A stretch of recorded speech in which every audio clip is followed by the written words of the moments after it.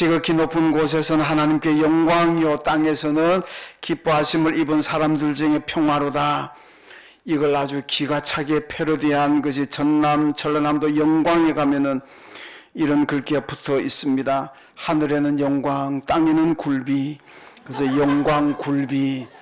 제가 언젠가도 말씀드립니다만 저는 영광을 이 성탄절 때는 가보지 못했고 여름에 가봤습니다. 여름에 가니까 뭐 이런 건 없습니다만은 이 성탄절 때면 여기 꼭 붙는다고 합니다. 하늘엔 영광, 땅에는 굴비. 하여튼 뭐 성탄절 잘 이용해서 하여튼 그 차관에 냈다는 것이 참 대단하다고 볼 수가 있는데, 여러분 이 예수님이 탄생하신 성탄절입니다. 하나님께 영광, 땅에는 기쁨과 평화인 줄로 믿습니다. 오늘 새벽에도 제가 말씀을 드렸습니다마는 왜 예수님의 탄생이 하나님께 영광이 되느냐? 예수님께서 인간의 몸을 입으시고 세상에 오셨다는 것은 그건 하나님께 순종입니다. 그분은 예수님은 하나님이셨고 하나님으로서 영원히 우리에게 경배를 받으셔야 될 분인데 그 높은 영광스러운 자리를 버리고 인간 세상에 죄인의 몸을 입으시고 오셨다는 것은 보통 순종하기가 어렵습니다. 그런데 순종하셨습니다. 그것이 하나님께 영광이 되는 거고, 또 그 예수가 세상에 오셨는데 우리가 그 예수를 믿음으로 말미암아 구원을 받았고 영생을 얻습니다. 그러니까 우리에게는 큰 기쁨이고 또 평화인 줄로 믿습니다. 이거 오늘 마이크가 자꾸 했는데 왜 자꾸 그렇게 되죠? 잘 한번 만져보십시오. 오늘 우리도 마찬가지로 예수님처럼 하나님 말씀에 순종할 때 하나님께 영광이 되고 또 우리에게 큰 기쁨과 평화가 있을 줄로 믿습니다. 여러분 이 집회들이 모여가지고 서로 자기들의 근황을 얘기합니다. 10만 원짜리 수표가 얘기하기를 나는 늘 골프장 다니느라고 참 바쁘게 산다. 그러니까 5만 원짜리에다가 나는 호텔 다니느라고 참 힘든다. 1만 원짜리가 나는 절간에 다니느라고 좀 바쁘다. 5천 원짜리에다가 나는 성당에 다니느라고 좀 정신이 없다. 1,000 원짜리가 나는 교회에 다니느라고 바빠 죽겠다. 힘들어 죽겠다. 여러분 이 얘기 의미가 뭐겠습니까? 교회 다니는 사람이 가장 인색하다는 얘기입니다. 가장 인색하다는 얘기인데, 여러분 우리가 하나님 앞에서 인색해서는 안 된다는 겁니다. 왜냐하면은 하나님은 우리를 이처럼 사랑하셔가지고 독생자까지도 보내셨고 그 독생자를 십자가에 죽임으로써 우리를 구원하셨고 영생을 주셨습니다. 엄청난 축복인데 이런 엄청난 축복을 받은 사람들이 하나님께 인색해서 되겠느냐? 하나님이 원하신다면은 뭐 시간이든 물질이든 뭐 재능이든 뭐든지 간에 마음껏 하나님께 풍성하게 드리며 살아야 된다는 것을 우리는 기억해야 됩니다. 오늘 성탄절이 바로 하나님께서 우리에게 귀한 선물을 주신 날인데 이 선물을 주신 하나님께 우리가 인색하지 말고 무엇이든지 하여튼 내 생명 다하는 날까지 아끼지 말고 우리가 하나님께 드리는 그런 신앙인들이 되어야 될 줄로 믿습니다. 여러분 찬송가 311장 가사가 이렇습니다. 내 너를 위하여 몸버려 피 흘려 내 죄를 속하여 살 길을 주었다. 너를 위해 몸을 주건만도 무엇 주느냐? 이렇게 우리에게 질문을 하고 있습니다. 하나님께서 나는 너를 위해서 몸버려 피 흘려 모든 걸 다 쏟아 부었다. 그런데 너희들은 나를 위해서 무엇을 주느냐, 무엇을 하느냐, 이것을 묻고 있습니다. 여러분 성탄절에 이 찬송가의 가사를 우리가 되새기면서 하나님이 원하신다면은 내 생명까지도 드리겠습니다. 이것이 성탄절 맞는 저와 여러분의 믿음과 또 결단이 되시기를 주님의 이름으로 축원합니다. 자, 오늘 본문의 말씀은 뭐 우리가 너무도 잘 아는 말씀입니다. 신구약 성경 전체를 한마디로 딱 한 절로 요약하면은 바로 오늘 본문 요한복음 3장 16절입니다. 성경 전체를 짜고 요약하면은 3장 16절이 나옵니다. 자, 우리 다 알잖아요. 한번 같이 외워봅시다. 시작. 하나님이 세상을 이처럼 사랑하사 독생자를 주셨으니 이는 그를 믿는 자마다 멸망하지 않고 영생을 얻게 하려 하심이라. 아멘. 자, 이 말씀이 오늘 우리에게 주신 메시지가 뭘까? 여러분, 첫째로 하나님의 사랑을 보여주는 말씀입니다. 하나님이 우리를 사랑하셨다는 것을 보여주고 있습니다. 여러분, 구약 성경 마지막이 말라기잖아요.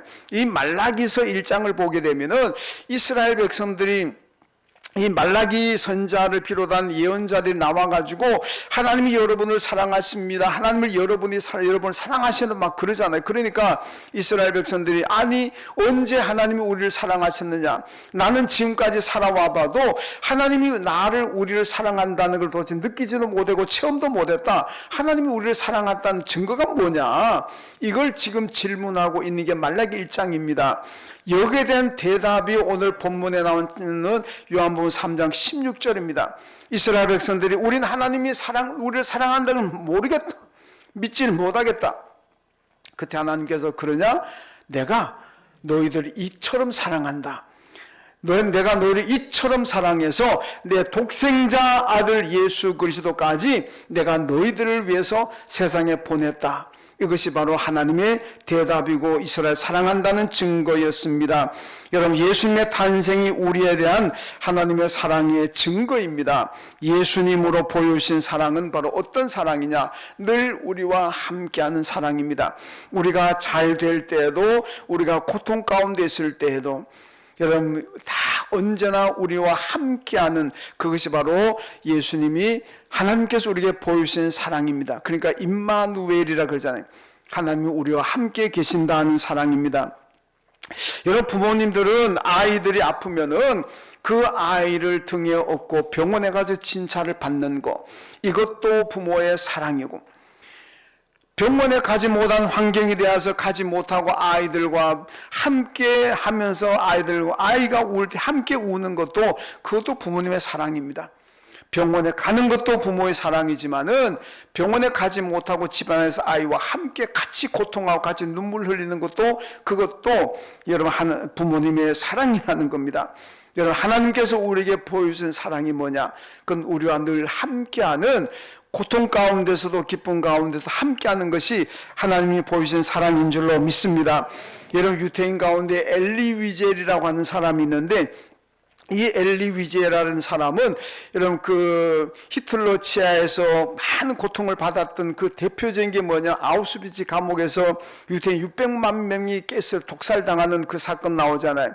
근데 거기 있으면서 살아났던 사람이 이 엘리 위젤이라는 사람인데, 이 엘리 위젤이 아우슈비츠 감옥에서 기적적으로 살아나서 이 사람이 밤이라는 소설을 썼습니다. 이 책에서 그 아우슈비츠 감옥에서 일어난 현상들을 쫙 여러분 소설로 책을 썼습니다. 그것이 밤인데, 이 소설을 보면 이런 얘기가 나옵니다. 어느 날 히틀러 군대가 유태인 어른 2명하고 아이 1명을 교수대에 매달아서 죽입니다. 그런데 어른 2명은 금방 죽었습니다.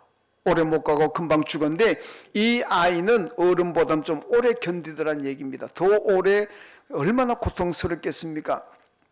그러니까 이 아우슈비츠 감옥에 갇혔던 유태인들이 전부 다 막 그 눈물을 흘리면서 도대체 하나님은 뭐 하고 계시느냐?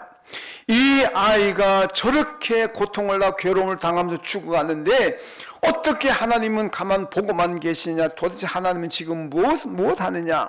이렇게 막 중성합니다. 그 엘리 위젤 이 사람도 거기 자기도 하나님을 원망한 거예요. 하나님 이걸 어떻게 이렇게 보고만 계십니까? 그때 하나님의 음성이 엘리 위젤에게 왔습니다. 내가 어디 있는지 궁금하냐? 나는 지금 저 아이와 함께 교수대에 달려서 저 아이와 함께 내가 고통을 하고 있다, 고통당하고 있다, 이런 음성을 들었습니다. 그래서 거기서 이 엘리 위젤이라는 사람이 감동을 받고 나중에 이제 소설을 썼는데, 이 엘리 위젤의 쓴 소설을 누가 읽었느냐 하면은 이 독일의 신학자인 몰트만이라는 사람이 읽었습니다. 이 몰트만이라는 사람은 20세기 기독교 조직신학의 세계 거두입니다.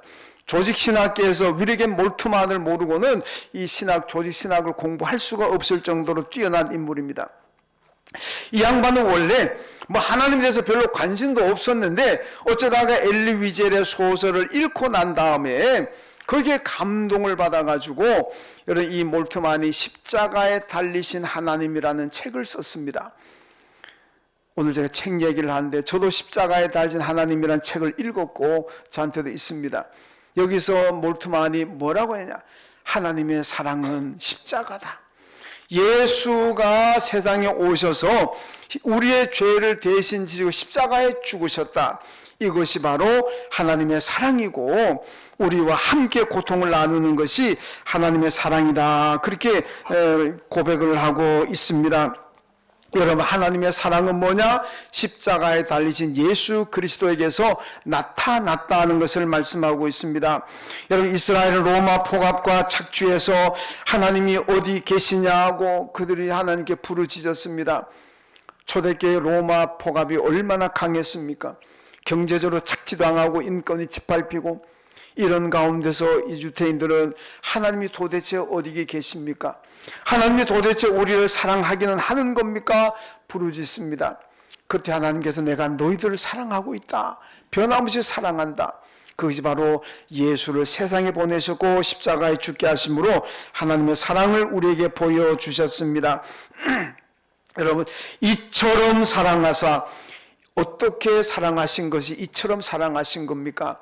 하나님의 아들 독생자를 세상에 보내신 것이고 그 독생을 십자가에 죽임으로써 우리를 죄에서 구원하고 영생을 주신 것, 이게 바로 하나님께서 우리에게 보여주신 사랑입니다. 여러분, 오늘 성탄절을 맞으면서 이 하나님의 사랑을 우리가 깨달아야 합니다. 많이 살아가는데 힘도 들고 어렵고 온 세계적으로도 불안하고 우리나라도 지금 혼란스럽고 내년에는 뭐 장밋빛 어떤 희망이 보이는 것이 아니라 뭐 생각한 사람에 따라서 내년에 더 힘든다는 얘기도 나오고 그런 거 생각하면은 세상이 돌아가는 것 우리가 생각해 보면은 별로 희망이 보이지 않습니다. 내년이 금년보다 더 나아질 것이라는 그런 희망도 그런 기대도 하기 어려울 수도 있습니다. 그러나 우리는 다릅니다. 저와 여러분은 하나님의 사랑을 받고 있는 줄로 믿습니다. 하나님이 우리를 어떻게 사랑하셨느냐? 독생자 아들까지도 인간음을 입으시고 세상에 보내셨고 그 아들이 십자가에 죽으시는 말미암아 우리를 선택하셨고 우리를 구원하셨습니다. 우리를 사랑하신 그 사랑을 오늘 저와 여러분이 받고 있습니다. 우리는 존귀하신 전능하신 우주 만물을 창조하신 하나님의 사랑을 받고 있는 사람들입니다. 그 사랑 받고 있는데 세상적으로 살아가면 좀 힘들고 어렵다고 해서 낙심하고 절망하고 탄식할 필요가 뭐가 있겠습니까? 우린 하나님의 사랑받습니다.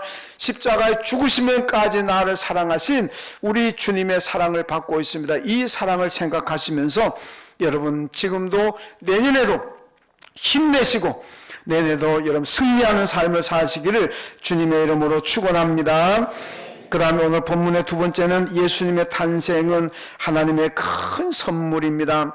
여러분, 예수를 믿는 자마다 멸망치 않고 영생을 얻게 하려 하심이라 이렇게 말씀합니다.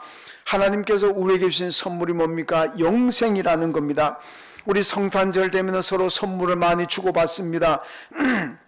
여러분은 어떤 선물을 주고 어떤 선물을 받았는지 모르겠습니다만은 이 선물이라는 것도 시대에 따라서 선물도 그 가치가 작고 사람들의 선물도 잘 바뀌어갑니다.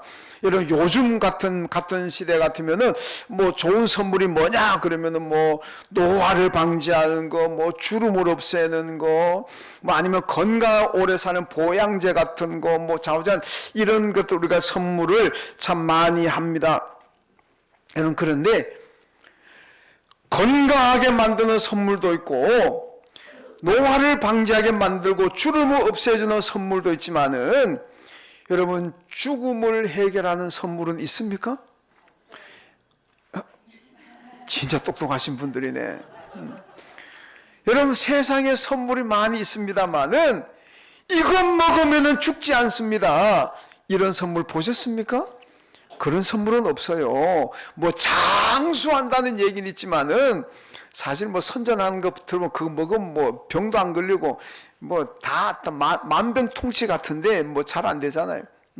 어디 동남아 같은 데 나가 가끔 이래 뭐 그 선전한 그 뭐 샵인가 있잖아요.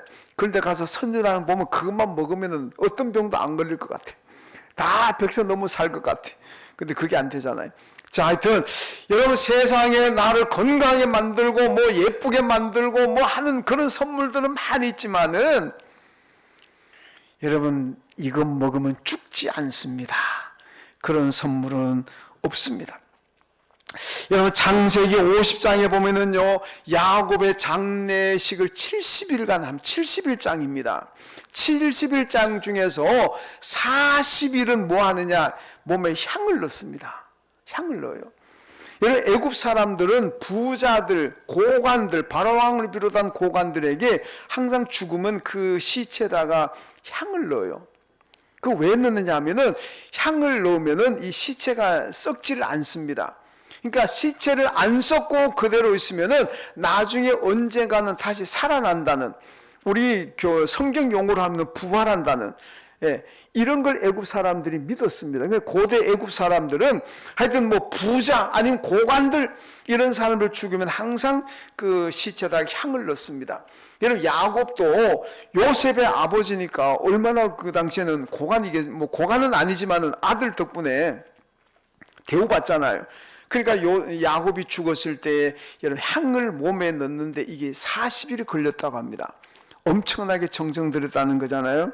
바로 그것은 애굽 사람들의 이런 풍습은 바로 언젠가는 시신이 썩지 않으면 다시 살아난다는 것을 믿었기 때문에 그렇습니다. 그러니까 그 당시 애굽 사람들에게는 여러분 최고의 선물이 뭐냐?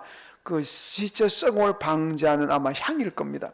여러분 지금도 그 대형 박물관이나 이런데 이집트 박물관 가보면요 그 바로 왕의 그 시신이 있습니다. 그냥 육안으로도 볼 수 있어요. 그 왜냐하면 그 방부제 처리했거든요. 예, 그래서 하여튼 볼 수가 있습니다만은 여러분 그러나 애굽에서 얘기하는 그런 거 뭐 언젠가는 살아난다는 거 지금까지 방부제 넣어가지고 애굽의 고관들이 살아났다는 사람은 아무도 없습니다. 살아난다는 것도 거짓말이고 죽지 않는다는 그런 약은 세상에 없다는 겁니다. 여러분 중국의 최초로 중국을 통일했던 왕이 진시황인데 이 진시황이 불로초를 구하는 걸 유명하잖아요. 소년 소녀 3,000명을 풀어가지고 불로초를 구해오라 그러지만은 결국은 실패하고 말았습니다. 그런데요 제가 이래 보니까 우리 성경을 보면 불로초를 먹었던 사람이 있는 것 같아요. 누구냐? 아브라함의 아내 사라. 이분은 불로초를 먹은 것 같습니다. 왜 먹었다고 제가 추정하느냐? 여러분 아브라함이 그 사라가 65세 때 그 가나안에 흉년이 들어가지고 애굽으로 내려갑니다. 그때 사라 나이가 65세입니다. 근데 애굽의 바로 왕이 사라의 미모에 반해가지고 결혼하려고 그럽니다. 네. 결혼하다가 나중에는 그렇게 하려고 그랬는데 하나님께서 막으셨죠. 그래서 사라와 결혼 못했습니다. 근데 65세에 반할 만큼 미모를 가졌다. 이것도 대단한데 근데 뭐 그것까지는 안 놀라도 됩니다. 그 다음에 사라가 95세 되었을 때 블레셋에 내려갑니다. 블레셋에 내려가는 블레셋의 아비멜렉 왕이 95세 된 사라의 미모에 반해가지고 또 결혼하려고 그럽니다. 이 아브라함이 가가지고 자기 와이프라고 얘기를 안 합니다.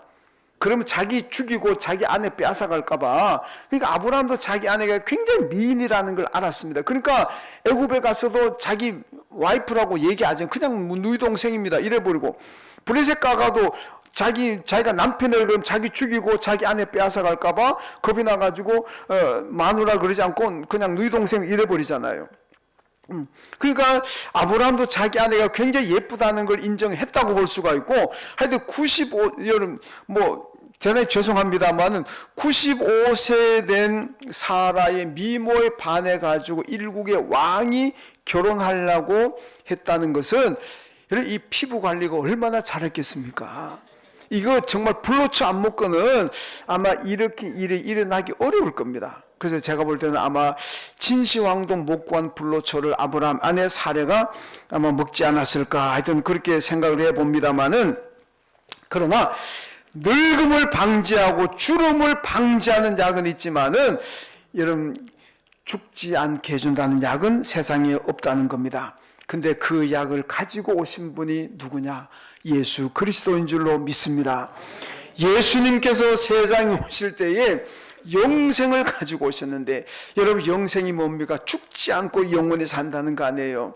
우리가 이 세상에 와서 뭐 때가 되면 다 육신의 죽음은 끝나지만은 다시 우리는 부활하잖아요. 부활하면 천국에서 영원히 살게 될 줄로 믿습니다. 내가 살았을 때 예수님이 재림하신다면 나는 죽지 않고 승천해서 영원히 사는 것이고, 여러분 세상에서는 영원히 산다는 것이 없습니다.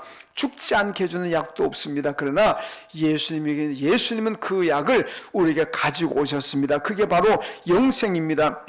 여러분 시편 49편 8절 말씀 제가 자주 인용합니다마는, 시편 49편 8절에서 뭐라 그럽니까? 한 생명을 구원하는 값이 너무 엄청나서 이 세상의 모든 돈을 다 가지고도 한 생명을 구원하지 못한다 그러잖아요. 여러분 이 세상에 돈이 얼마나 많습니까? 계산이나 됩니까? 계산도 안 됩니다. 이 세상에 어마어마한 돈을 다 모아도 한 생명을 구원하지, 한 생명을 영생 얻게 못한다는 겁니다.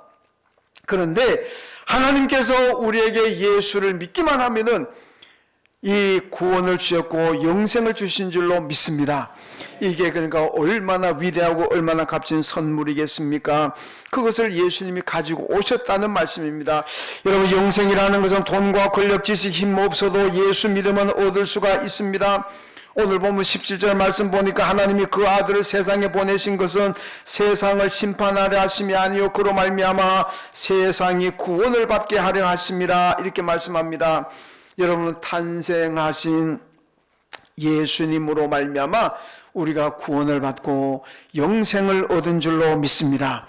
여러분 인도의 성자라고 불리는 선다싱이라는 사람의 전기를 보면은 이분이 티베트 고원을 넘으면서 많은 고행자들을 보았는데, 하여튼 뭐 고행하는 방법도 별의별 고행이 다 있더랍니다. 하루 종일 서서 고행하는 사람도 있고, 어쩌든 하루 종일 거꾸로 매달려서 고행하는 사람도 있고, 뭐 하여튼 뭐 이 고행하는 방법도 여러 가지가 있습니다. 왜 그러냐? 다 구원받으려고 그렇게 힘들게 평생을 고행하더라는 얘기입니다. 여러분 우리가 잘 아는 불교의 성철 승려도 8년 동안 고행했다는 장좌불화, 앉아서 8년간 앉아서 지냈고, 그리고 생사를 먹고 솔잎을 먹었고. 왜 그러겠습니까? 그래서 구원받으려고. 여러분 구원은 티베트 고원에 가서 고행한다고 구원받는 것도 아니고, 8년 아니라 80년 동안 앉아있다고 구원받는 것도 아니고, 맨날 생쌀 먹고 솔잎 먹는다고 해서 구원받는 것도 아니고, 여러분 구원은 예수를 믿으면 받는 줄로 믿습니다.